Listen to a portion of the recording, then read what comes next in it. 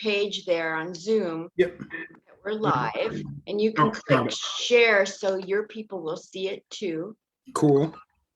All right, I'll go into my intro to the show and nod to my sponsor and come right back to you, Evan. Awesome. Hi, Facebook people. I'm so glad you're here for interview number 952, because I like to brag. And all these interviews were created so you people at home who mostly have your pants on can get to know who comedians really are off stage, because sometimes we get on stage and all you see or hear is a persona or exaggeration of who we really are. So this is where they can take their masks off and get down and dirty and say things they might not ever have said before, or tell you the truth about things, or whatever. It's a place for them to reveal their true personality for you. I've seen a lot of people go to comedy shows, like they just go to a comedy show and they don't even know who the comedian is. And so this is just another way for you to get to know who they are. Because the worst thing is to go see a comedy show and you don't even like the comedian. You don't have anything in common with them. You know, they're not your cup of tea. So this is just another way to get to know them. So that's what we're doing here. I have a sponsor, but if he ever sees the way I do my ads for him, he'll probably cut me off because I like to have fun with it. So here we go. Don't be offended, anybody. I can't be serious very long. So my one and only sponsor, go figure, is the Veterans of Comedy. Now, I was in the military, and the Veterans of Comedy is a group of people who used to serve our country, and they now serve up jokes. So anytime you're sitting around going, gee, I wonder if I should hire a veteran to make us laugh, you go to Veterans of Comedy and you scroll past all those men until you get to my picture and you hire me. Okay, I just do that to see if will ever get on my case. Maybe not even listening to what I'm doing. You know, I'm not that important. But anyway, that's the show. That's the intro to my sponsor. And now I have an introduction of our very wonderful guest. He sent me an intro.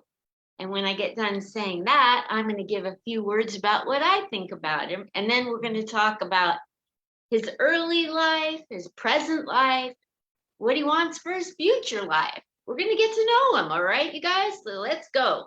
Let me see if I can find this intro. Evan Connolly. From Boston. Oh man, there's some good comedy coming out of Boston, I'll tell you that. From Boston, moved to Vegas 2.5 years ago to play poker and deal poker, currently dealing high stakes at the Aria, and has dealt poker, I believe it is, on television. Have I got that right? All good. Okay, so that's the intro Evan Connolly sent me to say. And here's what I have to say about Evan. I have seen him be so nice and so matter of fact and professional. He comes in, he minds his own business, he gets up on stage, he murders, and I love his comedy. He has broken into the comedy scene in a way like, I mean, his one-liners are so stellar and his delivery is so perfect. Timing and likability. He's got it all. He's a rising star. You're going to see him go places. I guarantee it. So let's get to know him. Welcome to the stage right here on Comic Spot, the Evan Connolly. Yeah! Hello. How are you? Hi. Hello. Hi. What's going on over in your part of Vegas? Staying out of the heat. It's actually pretty cool today, but staying nice and cool. Yes, I really liked the rain we had yesterday. Oh, it was refreshing. You're from the Northwest, right? So you've seen Yeah. all the rain. Yes. Oh my That's gosh. great. Man, it's nice to come here and see a lot of sunshine. Just these climate change temperatures are like, Oh yeah. Yeah, and it's brutal if you go to the casinos a lot because the casinos stay really cold. So you walk outside and it's 115 degrees. You walk in, it's like 60. It's a lot of temperature changing. it is. So I want to start way back in your life, but before I do that, I want to give a little credence to what it is you do here in Vegas besides comedy, because I find that really interesting that you are a poker dealer, right? Yes, yeah. So do you want to So, talk about that? How you got started in poker? I'm a big poker fan. Poker's I've been obsessed with it for since I was like a teenager.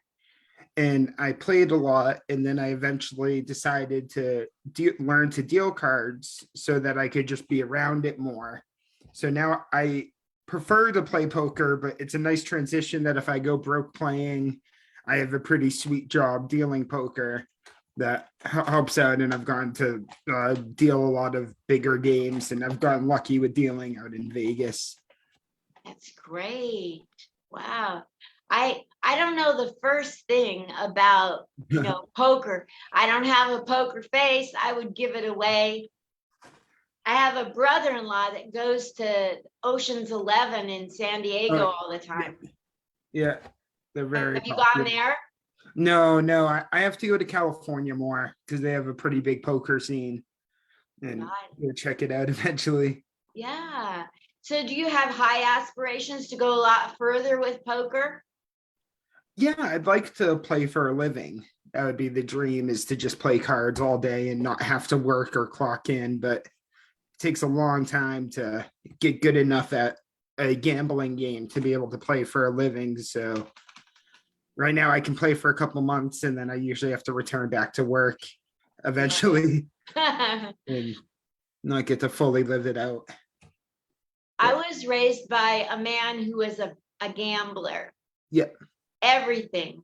He had two bookies on the phone at the same Yeah. time. I was always I've always liked the gambling. I've been trying to I'm very serious about gambling. So I spend a lot of time trying to learn the games and the best strategies. So first when I was younger and I would just gamble and go to the casino, drink and gamble. Now I have very specific game plans. If I bet sports, I pay a lot of attention to who I'm betting on and do a lot of research. I'm trying to do gambling for the long haul. So I've tried to avoid a lot of the traps I see people falling for. And I'm trying to gamble for the duration. Yes, It's a fun absolutely. life. I think one of the traps in gambling is not being truthful to yourself and other people about your gambling. Yes, yeah. That and obviously a lot of people don't gamble or gamble more money than what they have or like I live very under budget because I like to gamble so I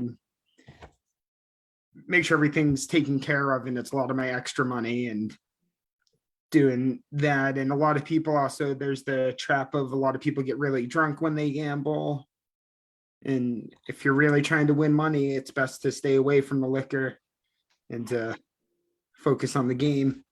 Yes. All right. So I want to start with your style of comedy is one-liners. Yeah. And so who in the comedy world taught you to have how long have you been doing comedy? um I had a few on and off start and stops.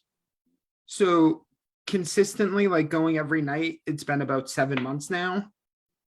But I took a I took a class like 5 years ago in Boston at the Improv Boston. And then I would go to a few open mics and then I wouldn't do it for 6 months. And then I would go to two or three and not do it. This is the first time it kind of stuck where I started going and stuck with it. And it's been about 7, 8 months now that I've been going pretty consistently. And Yeah. do you know Stephen Wright from Boston? Every time you're on stage, I think of Stephen Wright. Why did you ask me?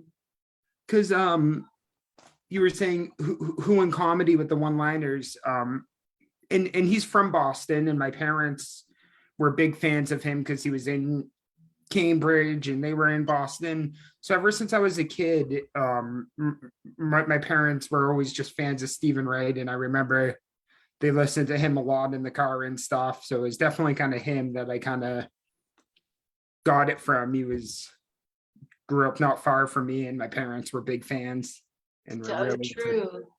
If there, I've seen a lot of people come and go.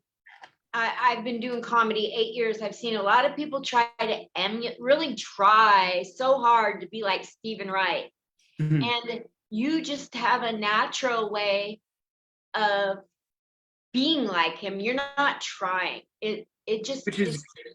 natural. I would never want to try to be like somebody, but there is definitely, like, I remember when I was a kid and my parents would play him in the car. I always kind of thought like, this guy's kind of, I always kind of felt like I connected with his comedy Yeah. and the awkwardness and with the dry, and I kind of have the monotone voice too, but I would never, I tried to stay away from directly mimicking somebody. Yes.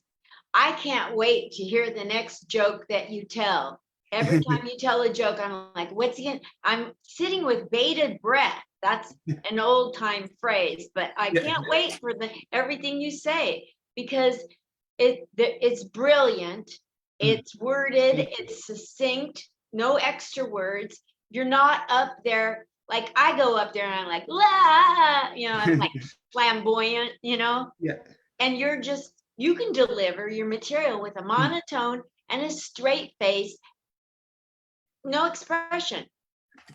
Yeah, and then that's something I think I get from the poker because of playing so much poker with kind of a poker face. I kind of turn my poker face into kind of like my delivery face. Because when I play poker for long hours and stuff, I've always been good at having the straight face and doing that. So it's kind of cool seeing it transition from poker to stand up and that you can still kind of use a poker face. Yeah. Very rarely do I have the confidence to tell a joke or a punchline without expressions. Like I Mhm. just don't have that confidence. I just like throw my personality, into Yeah. it. And like you're up there and you're like, this is a setup and this is the punchline. Mhm. And then I'm like, that's so funny. And it's so great you can do it. I can't. Thank you. Yeah. I wish I could do it the other way. When I watch it, I'm like, oh, I wish I could act out more. Or I wish I could tell longer stories because I like the short jokes, but you have to remember so many of them. Like I've started getting a couple spots where I've done 10 minutes, and whenever I do 10 minutes, it's like that's like 30 jokes for me. That's all. I have to remember a lot versus I wish I could just talk about my childhood and be that kind of guy, but it's so much easier to do the one-liners Yes. is what Oh I my like to do, but gosh. just I long. don't know how the comedians do it when they become a headliner. That blows my, and like we're just talking about Stephen Wright. I have no idea how he could do 45 minutes and how he doesn't remember. I mean, how he doesn't tell the same joke over and over again. Because I can tell whenever I do longer, like anything longer than 5 minutes, towards the end, I start going, crap, did I say that? Did I do this one? Did I do that one? I have to get better at structure and ordering it.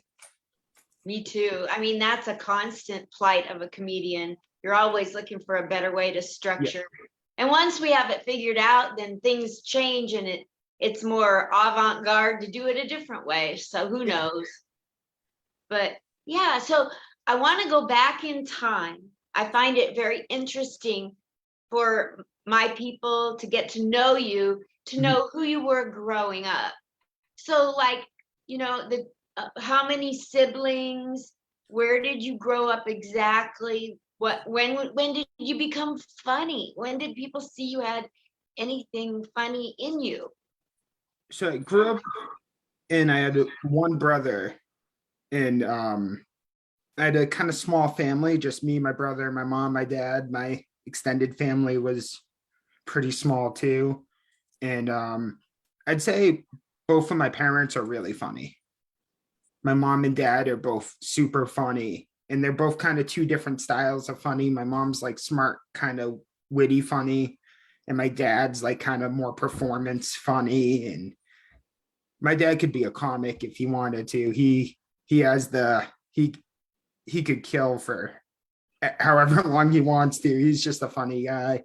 So I just had a lot of laughs growing up, and it was a very funny kind of household. And my parents were always very goofy and always funny. It was a lot of laughs. And then I wasn't good at school, so you kind of start being funny to make friends, and then it just kind of became something that's easy to identify to. Yes, yes, Yeah. indeed.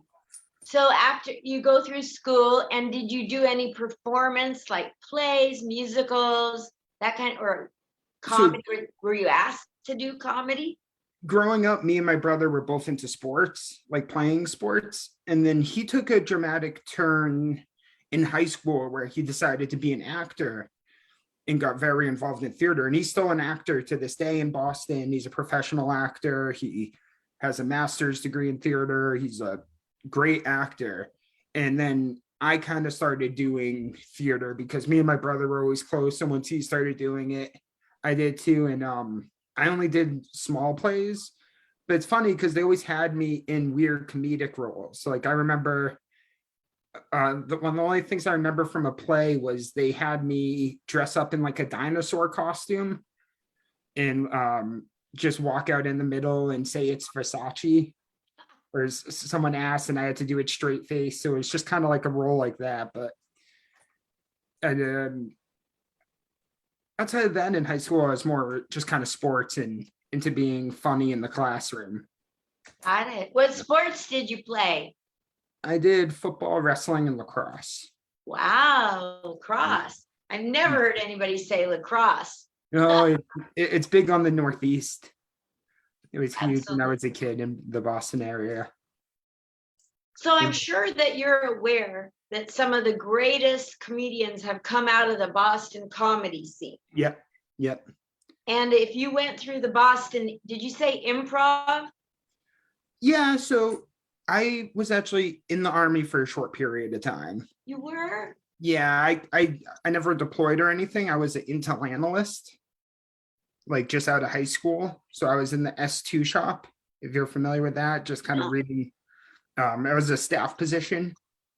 So it was after that I did the improv Boston comedy class. And like I said, I played around in the Boston comedy, but I never put in the time or effort that you need to. You know what I mean? But When but at the Boston Improv, you learned very early on the commitment it's going to take. yeah, yeah. And that I know back then when I was like 22, 23, it was more important for me to be funny at bars to girls and to my friends than it was to get on stage and be funny to strangers. Yeah. Like I always like stand up, but I want to hang out with my friends or go to bars and try to talk to people versus spending the hours that now I like to spend the hours at the comedy club. But when I was like 23, 24, you want to party with your friends more.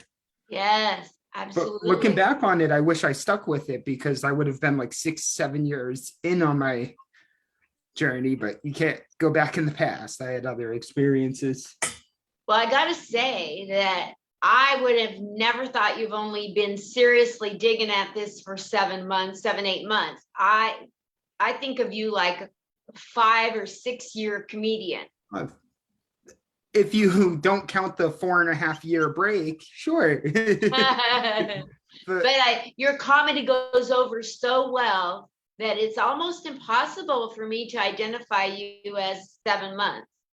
it's it's weird because I look back on the jokes for the few times I was doing open mics in Boston, and they weren't like the jokes I write now, even back then, like they were so different and really bad. Wow. And I think it's something that just kind of clicked this time whenever I decided, you know what, I'm going to try stand up again. It just kind of clicked in a way it didn't before, because like before I get taken the class and even doing that, I was writing like completely, there were still one-liners, but not nearly as much as I like the ones now. Yeah, So I it's love weird when your, stuff kind of clicks for you, that the first couple of times it didn't really click. And then for some reason this time it was like, oh, I kind of get it more. And yeah, you've really got something going. I mean, I thank you. I think you're an up and coming star. Thank you. I appreciate it. And it's I'm just excited to be doing it because I always enjoyed stand up, and I'd always get down whenever I would go, like with kind of the false starts I had before. And because I always felt like I wanted to be involved in it, and I just never had the confidence to keep going and break Yeah, through. And I get socially anxious. And as you probably know, it's so awkward when you're starting out in stand up and there's so many clicks and everybody kind of starts off separately, and you yeah, get weird looks and you don't know if you should say hello to this person or not. yes. Oh my Everybody's God. giving each other fist bumps. It's like anxiety written. Yes. No, I I love don't. it when I'm around a bunch of guys and they're all giving each other fist bumps. I'm like, hello, I'm Yeah, over here. it's the weirdest. Fist bumps mean more than anything in comedy. That's if you start getting fist bumps from people, you're getting accepted. Yes, absolutely. It's very So, awkward. well, now you've come to the Vegas comedy scene, and I've heard that you have a group of guys that you do comedy writing with. Seriously, is that true? No. No. Oh, well, Oh some no. people throw your name out there that they sit and write with you. So, Oh really? yeah, No. I heard through the grapevine that like you write with Barry Corcoran and Casper.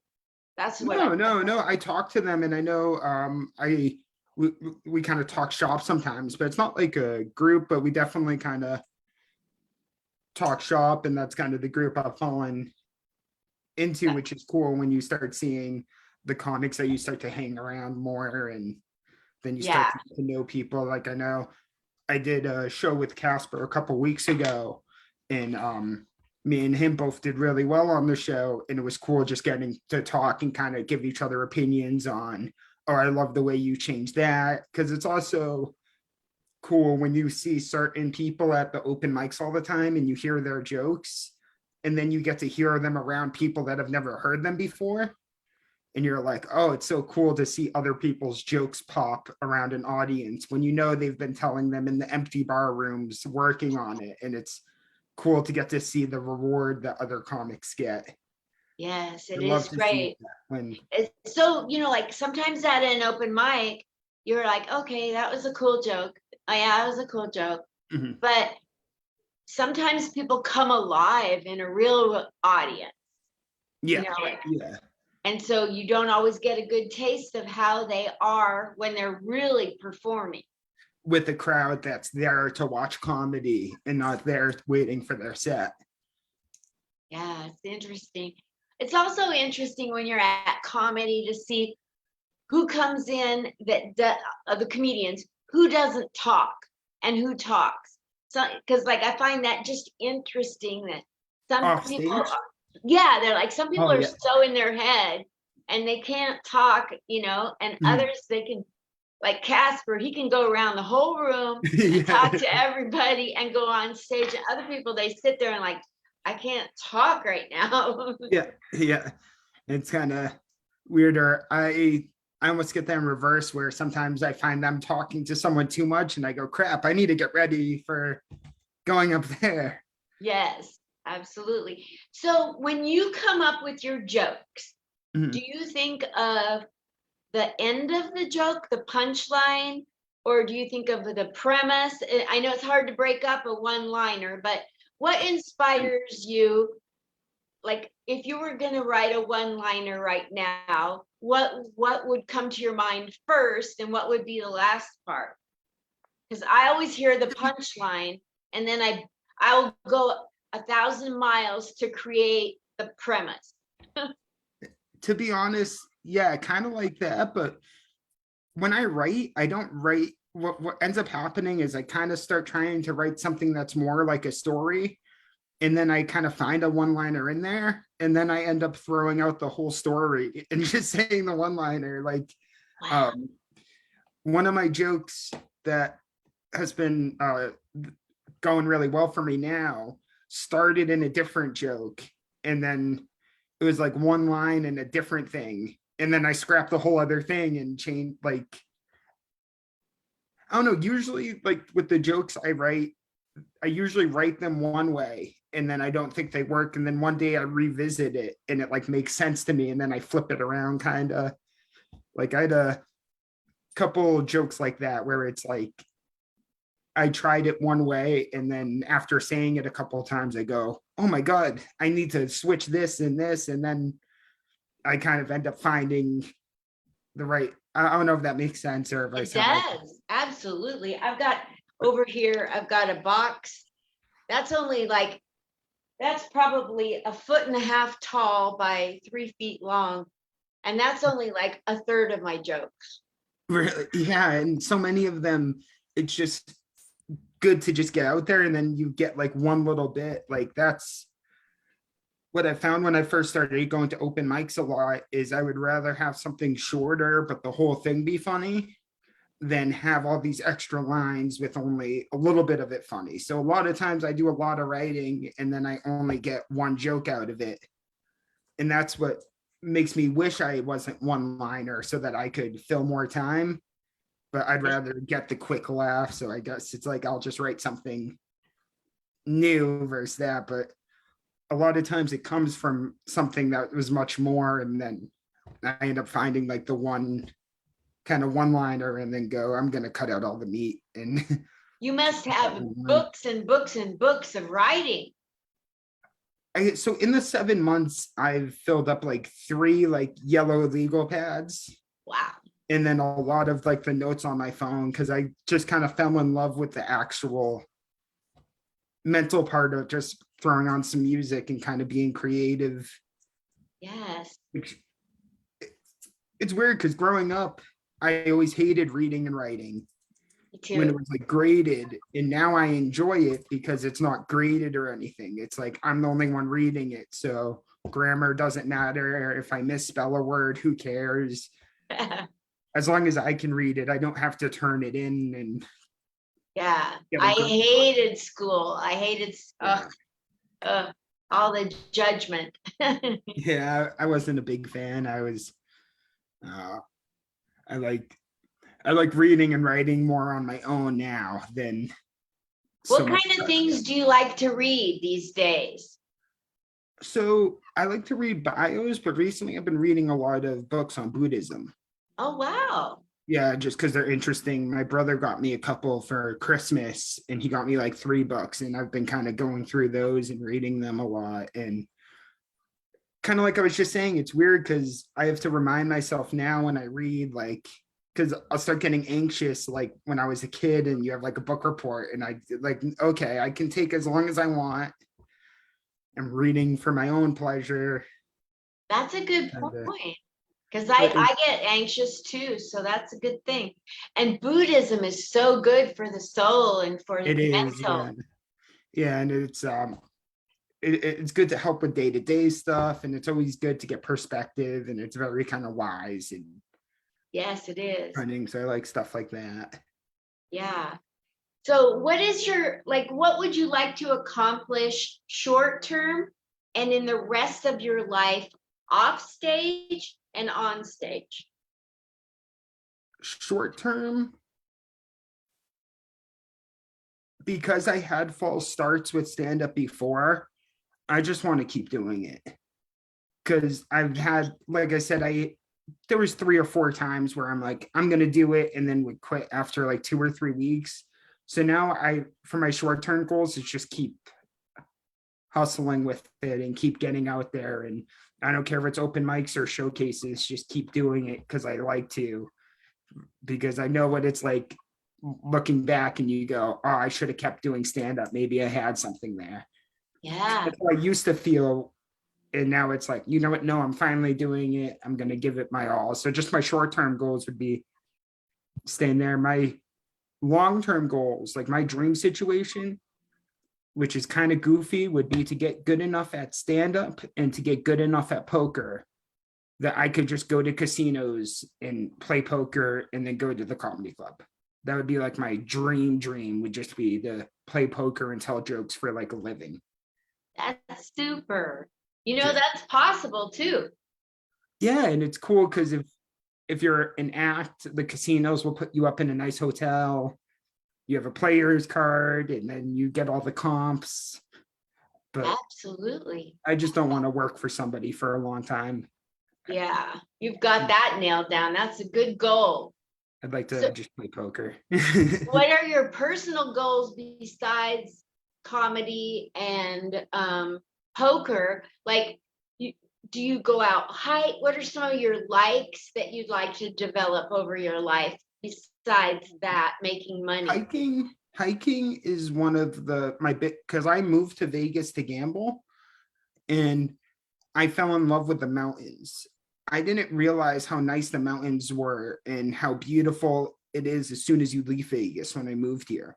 Like stuff like Red Rock, it's kind of hot right now, but I go to Red Rock and hike a lot and I love it. And I had no clue I was going to fall in love with the mountains. And I've been out to Bryce Canyon. I love driving through Utah. I had no idea I would like that until I moved out here. And I didn't know you liked to hike. I just threw that out. yeah, I've gotten definitely more into it as I've gotten older. And I like to play chess a lot. And I'm a big chess player. And me and one of my buddies actually we'll go hiking, and then when we get to the top of the mountain, we'll play chess. Oh, how And, cool and, is it? and I always think that's kind of cool because like we'll do a hike for a couple hours and it's a cool view, and I'll bring up a chessboard and it makes it seem like an intense chess match. Wow, that's a cool idea. And Cool. chess is kind of like poker, but without the gambling. So it's a nice kind of break to play a similar game. I'd like to project into the future. Let's say you've made it big in comedy, whatever that is. Mm, How are you going to give back to other comedians and to the world? that's a good question. Thank you. That's a good stall technique. Yeah. I don't know. Probably just give opportunity would be the best. And giving to the world would probably be just being a good person. I like that. And I like to, I, when I was a kid, I was more hyper and kind of rowdy. So I like to be really kind of relaxed and calm and cool. Now I try to be. So I'd hope if I had more money or more success, I would still be a very calm, cool person, not all hyper and rowdy or full of themselves. Do you ever see yourself being the person that helps other comedians to craft their jokes better, or like a teacher, or in that way regard? No, because I think comedy is so much independent, where it's like what may work for me doesn't work for you, or I could get away with that, but you would have to do it this way, or I couldn't get away with that, but you could. So I feel like helping somebody would just be giving them more stage time or more opportunity versus trying to show them how to write a joke. Because if you have somebody else who is helping you write jokes, I can imagine it can be harder to perform because they're not coming from yourself. You know what I mean? So then you're kind of putting on a whole act. Yeah.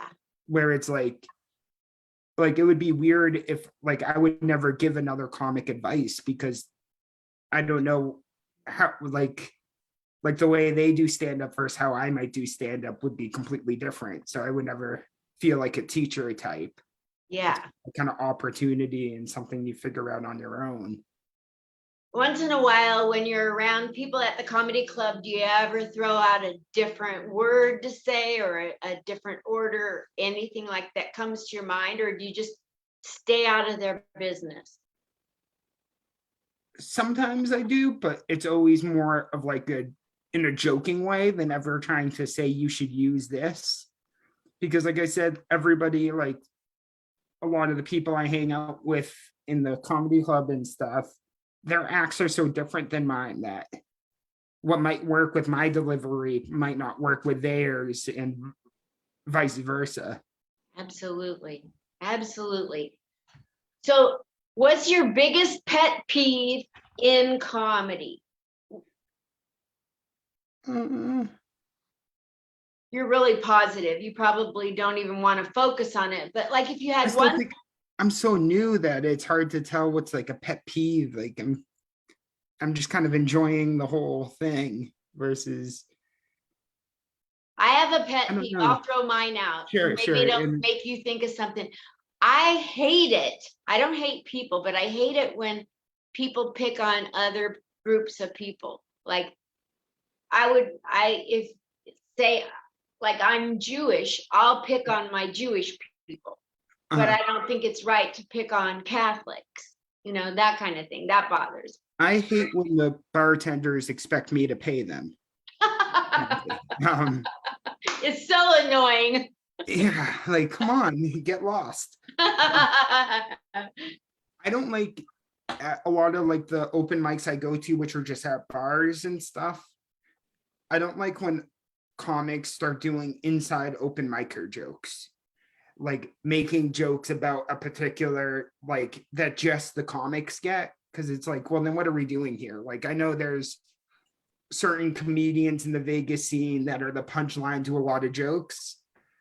And it's like, that's cool when we're hanging out at the bar to make those jokes. But do you really want to use stage time to make a joke about this person? Yes.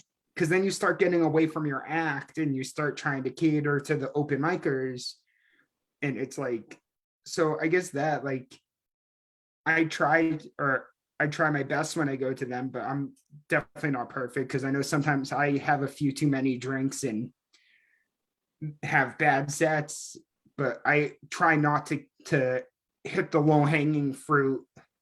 Like even if it's just comics at the bar and there's only 8 of us there, I try to still go through my act, then start catering to making jokes about this comic or making jokes about that comic and doing that stuff. You know, Yeah. I try to. You're serious about the craft of comedy. And that seems outside of it. Well, those inside jokes are also so much funnier if you say them at the bar when you're just hanging out. Like then it's okay to make jokes about Uncle Budsy or whatever, but on stage, like like if I had a funny joke and we were all making just kind of teasing a comic, I'd rather say it at the bar when we're drinking than on stage when I'm trying to get reps in, kind of. Absolutely. Because a real audience doesn't know who that comic is and they won't get it, or they don't know why we're all laughing when somebody says barbecue or Yeah, that kind of stuff. It's like, I'd rather. that's a good point. And people do make fun of certain people in the audience. And if you sit up front, Uncle Budsy is easy target, and it's a little bit like I don't know, just picking on somebody. That, and I would think like, well, if we're not working, like, what are we doing here? Like, because it's such a low hanging fruit, and like, it's not helping anybody in any way to be making jokes about other people like that. Like, Not at save it all. for the parking lot, and then you'll get a bigger laugh there. Yes, absolutely. Well, would you tell people where you're going to be performing? If you have some upcoming gigs or even mics where people here in Vegas, when they come to Vegas, where they can catch you regularly? I might be doing something Sunday, but I haven't officially heard. The only one that I have officially booked coming up is Fitzy and Friends on August 2nd at Artifice. Absolutely. So I'll be there for sure, and a couple more in later August. But Super. trying to get up there. And I always try to do the Wise Guys twice a week. I love going. That's always like my reward. If I go to all the other mics, Wise Guys is like, okay, this is my reward, 3 minutes, and I can drive home and feel good about myself. Wow. Versus some of the other open mics, I drive home and I'm like, no, what am I doing? I should have stayed home, find Totally. a new hobby. Totally. Yeah, people have come up to me and said, we don't see you out very much. Well, I like to go out to Wise Guys, and I I don't always fit into some of these scenarios, and I'm not going to force my way into where I know the crowd could care less what I have to say. Yeah, So, I'm like, because I'm much newer, I'm at that step where it's like a lot of the crappy open mics, but I definitely see it like Wise Guys is my reward. It's shorter time, so like I cut out like through my comedy week, I'll go to 4 or 5 open mics where it's all 5 or 7 minute sets. And then like Wise Guys is like, okay, this is gonna be my highlight reel for the week, cutting out all the fat in just 3 minutes, as many punchlines as I can get in a real crowd. You can't beat being in a real comedy club in that kind of environment. It's the best. it is the best. It's the best. I'm gonna miss it. I'm gonna go on a trip to New York. Oh, I'll be back on the 23rd for Fitzy and Friends. But oh, nice. if you send me your flyer for Fitzy's ahead of time, I'll share it Oh, awesome. to help get people there for Have you you. been to New York a lot? I did. I lived there 3 extended times and did Oh, comedy. oh, nice, nice, nice. I used to, not for comedy, but when I lived in Boston, I used to take the train to New York all the time just to go walk around and hang out. I like walking around cities and stuff, and I used to love that. Me It'd too. be like a little 4 hour train ride, and I would just walk around Times Square and people watch, and it was always a No, good time. I love it. I love it in New York. If I could afford a broom closet, that's where I'd be living, but not It's, even a broom closet is in my budget. yeah, it's tough. It's tough. They just came out this week and said that the average rent is $5,000, and that's just for a 1 bedroom. And $5,000, I could live in Trump Tower in Vegas for $5,000, calling up room service every day. Well, so tell people where they can follow you on social media, because somebody's gonna like you. Trust me. Right. One of my people will say, "Yeah, we don't care about Linda. We like Evan." My Instagram is Stairway to Evan 49. It's a pun on the Stairway to Heaven. So Got that's my it. Instagram, Stairway to Evan. Yes, I love that. So what's the 49 mean? I'm actually a 49ers fan. So I Oh, just you moved are. into and I like the 49ers football team. So I said Stairway to Evan 49. Yes, absolutely. Not I, that I deep. love the 49ers too. I love football. I like football. I like basketball and football are my favorites. Me too. Basketball, football, and track. Oh, do I love track? Track's fun. I like to see because it's just people running and you can I prefer it with the horses or dogs though. It's more acceptable to bet on that way. Feel good with people. Well, thank you so much for a Thank you. wonderful get to know you time. And Awesome. Have a good one. people, Enjoy New York. is there anything that I didn't get you to talk about that you'd like to say? No, I think that's about it. Okay, cool. Awesome. Thank you very much for having me. Have a good trip. Thank you so much. Bye, Evan.